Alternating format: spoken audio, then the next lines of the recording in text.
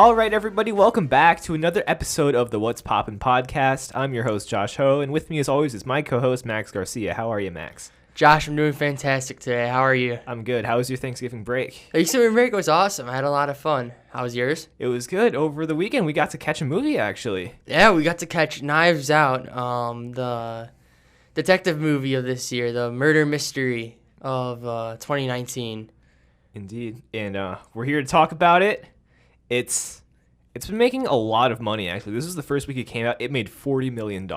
And it was right behind Frozen 2, which obviously Frozen 2, it's probably one behind Endgame, I want to say, or one of the most popular releases of this year. Oh, of course.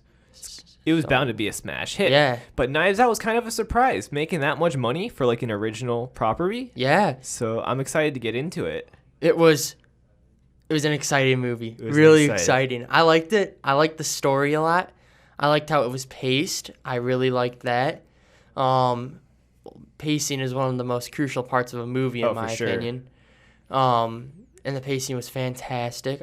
The cinematography, amazing. Cast, I should bring that up. Cast, perfect. Great cast. The cast was really phenomenal. I think like if the Oscars gave an award for the best cast ensemble, Knives Out has got to win. You have so many like talented actors: Daniel Craig, Toni Collette, Ana de Armas, Jamie Lee Curtis. There's so many. Yeah, it was phenomenal. The actors felt like their characters. Certain parts of what the characters did made sense. It felt really real. It felt really real. And I guess you could say the movie's kind of long. It's about 2 hours, 10 minutes, which in today's superhero age, 2 hours, 10 minutes is not that long. Yeah. And to see them, like you said, have so many characters that are so fleshed out, I felt like I knew every one of those characters. I knew like their personality traits. Oh yeah, there is one character that had almost no lines, but we knew everything we needed to know about him. Jacob, the son of I can't remember, but he was the guy that was on his phone all the time. The alt-right troll. Yep. We knew a lot about him just from what people were saying and how his character acted and stuff, you know? And I thought that was awesome, just how we got to see just a little of him speak, but his movements and actions showed a lot about his character.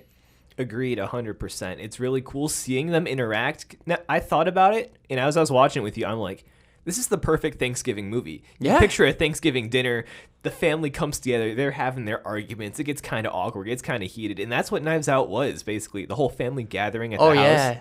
It was,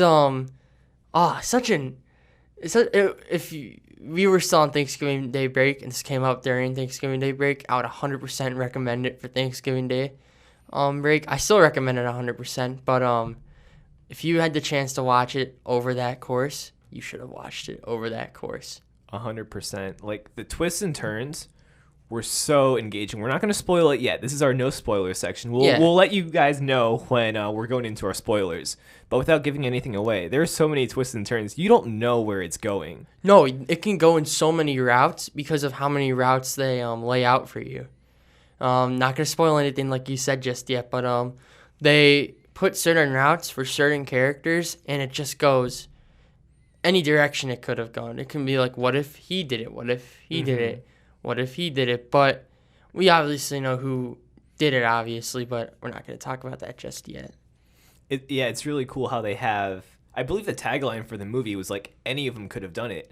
Yeah. And they really set it up, like all the characters, because obviously it centers around the death of, what's the guy's name? Like Mr. Thrombey, right? I think Walter so. Thrombey or something like that? Yeah. The dad of the whole family. And they set up how each of the characters has the disagreement with the father. So there's a motive there. You're like, that person could have killed him because of this. That other person could have killed him because of that. Yeah, his name was Harlan. Oh, Harlan Thrombey. Yeah. My bad. But, no, I agree with you 100%. And it showed all their motives, too. What motives they could have done to, done this, which it's kind of hard to talk about without spoilers. But, like we did for our Jojo Rabbit podcast, I say we give it an age rating. This movie's obviously PG-13, but parents take their kids into rated R movies now. So I would probably say I think there was a few. Was there a few F-bombs? There was 2. There were 2 or 3. Yeah. Yeah.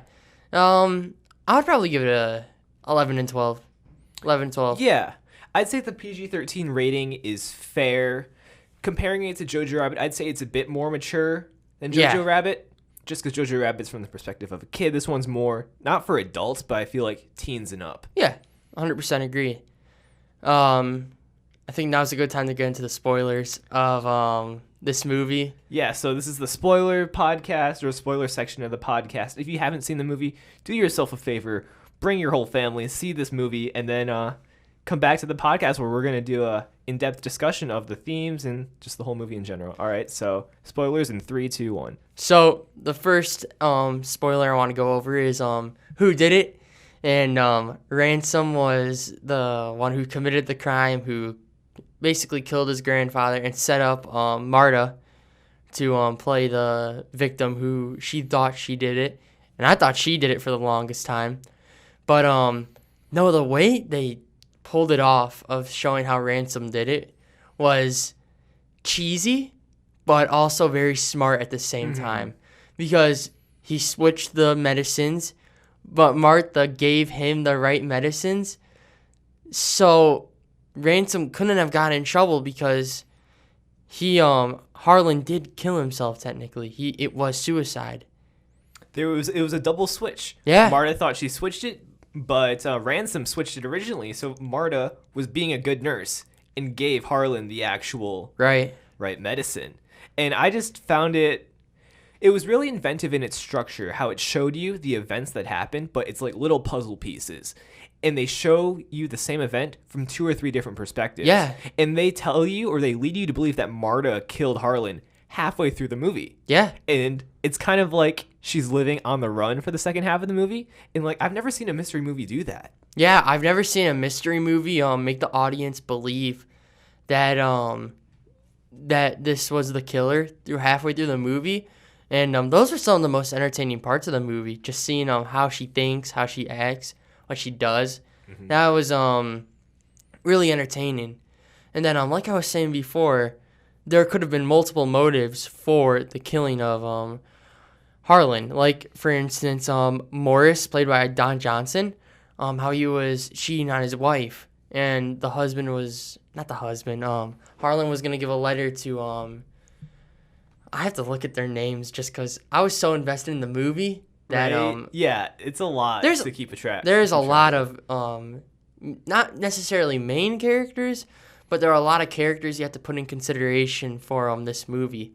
So if you see me looking at my iPad, it's on. That's a good idea. I should probably get that up as well. Don't be surprised. But so Morris Briston, played by Don Johnson, he is cheating on his wife, Linda, who is played by Jamie Lee Curtis, and Harlan was gonna give a note to Linda about her husband cheating on her, but he died obviously, and didn't give the note. But Linda gets the Harlan was gonna send the letter to Linda, but obviously Morris didn't want that to happen, so he could have killed him so she doesn't find out, and that's why she never got the letter, and he thought she didn't find out, but obviously she finds out at the end because she was teasing that her father always plays games, so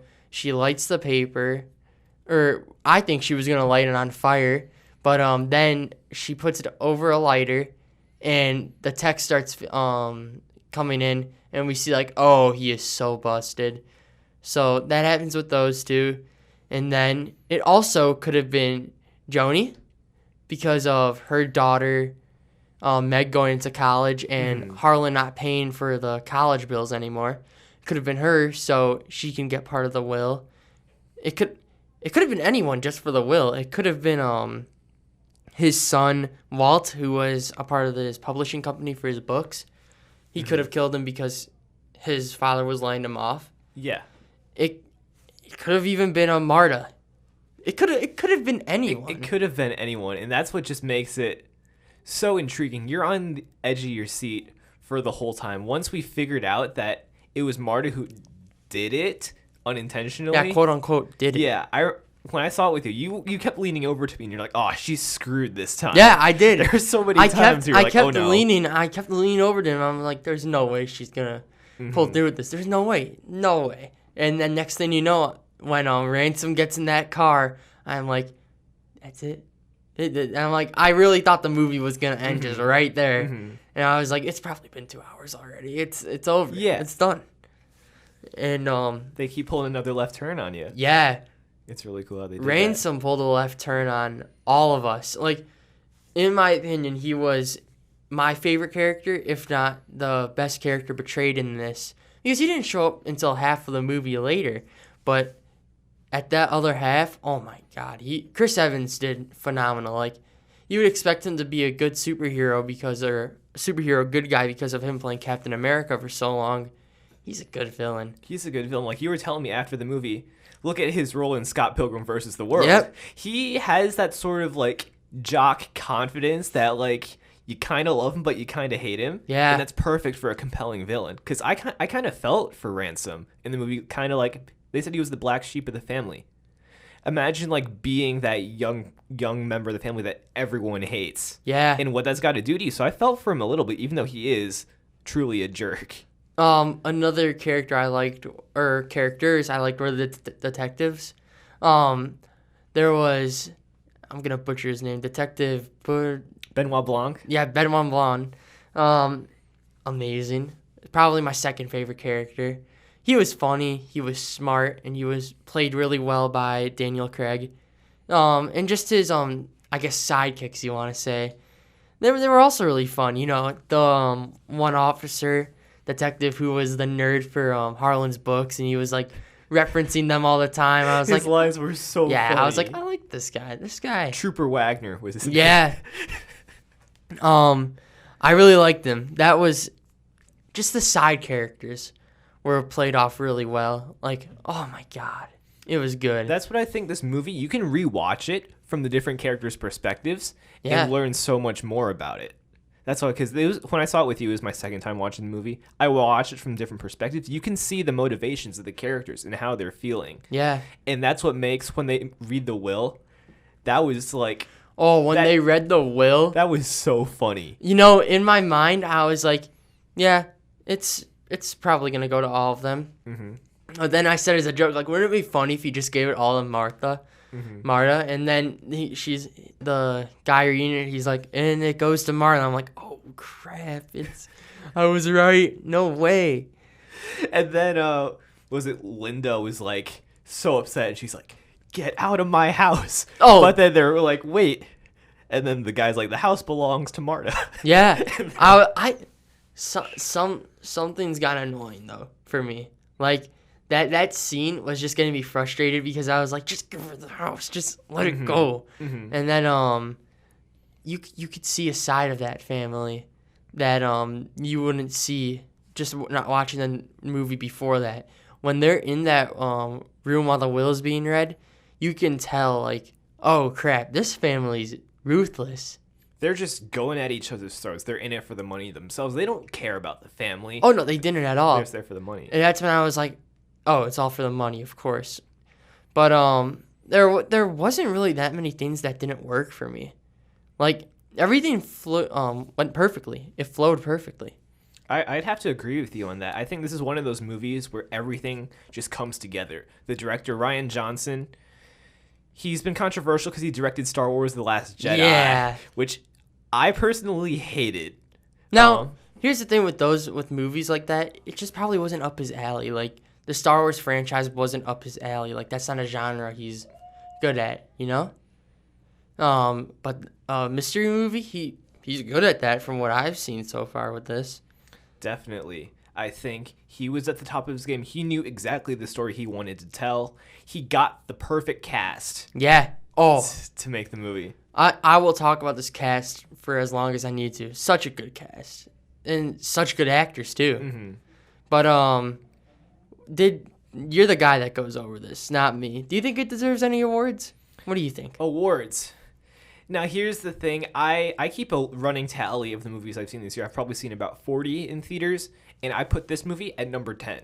Really? That's not a knock on this movie. It's just an example of how good this year has been. Yeah, this year has been phenomenal for movies. We'll be going over that later. I think we're going to do a podcast on that. Yeah. But, yeah, no, what do you think? Because I think for Best Actor, Best Cast Award, I would give it to that. I would nominate it for that. The thing is, the Oscar doesn't have a Best Overall Cast Award, but the Golden Globes does. Yeah, that's now, what I think saying. this definitely deserves the Golden Globe for it. But in terms of the Oscars, where it's like Best Actor, Best Actress, I think this movie is so much of an ensemble that one performance didn't really stick out to me. Yeah. That's I think it hurts its value in the award season. But like I've said before, you don't need your movie to be validated by awards. Yeah, you don't. To prove its worth. I think this movie, everyone loves this movie. It's got a 96 in Rotten Tomatoes. I don't think it's going to get any Oscars, unfortunately, but it's still a good movie. Yeah, I said this on our Jojo Rabbit podcast, but not every movie but needs a 10 out of 10 to be good. Mm-hmm. Like, I gave Jojo Rabbit a 9 out of 10, saying that it doesn't need a 10 to be good. I still love the movie. It's one of my favorites of the year, but I would give this movie a 9.5 out of 10. 9.5. This movie was fantastic. It kept me at the edge of my seat a lot. Mm-hmm. And there were funny moments, there were sad moments, there were shocking moments. I really enjoyed it. Definitely. Before I get to my rating, one thing I wanted to bring up was the amount of political commentary Oh yeah. that we had in the movie. It really struck me like how political it was. We're not going to give our opinions on here. Our opinions on politics don't matter. They're not relevant No, to the conversation. This is a movie. This is a pop culture podcast. Yeah. We're not politics. But we'll talk about the politics of what the movie was trying to say, because I think it was very clear about you have this rich white family, and then you have Marta, this immigrant, and they kept bringing it up like, oh, she's from Paraguay, she's from Ecuador, her family's from Ecuador, and then... Oh, specifically... I just remember this. Specifically, Morris was bringing that up. Specifically, Morris, and he didn't say anything, but I think Jacob said a few things online about that. Definitely. He was like, you dirty anchor baby. Yeah. That joke definitely landed for me. But it was interesting to see.